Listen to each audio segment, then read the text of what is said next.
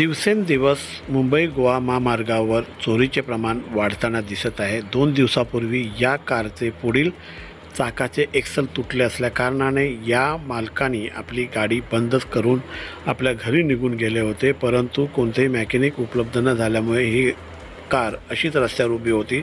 परंतु काल रात्रीच्या वेळेस कोणी भामट्याने या कारचे चारही टायर काढून पलायन केलेले दिसून आले। त्यामुळे या मालकाने राजापूर पोलिसांमध्ये तक्रार देखील नोंदवण्यात आली आहे। परंतु जर असे आपले वाहन रस्त्यावर आपण सोडून जात असाल तर त्याची काळजी देखील आपण घेणे गरजेचे आहे, कारण सध्या कोकणामध्ये रहदारी वाढलेली आहे। त्यामुळे वाहन चालकांनी आपल्या वाहनाची काळजी घेणे गरजेचे आहे किंवा या संदर्भात उपाययोजना देखील करणे गरजेचे आहे।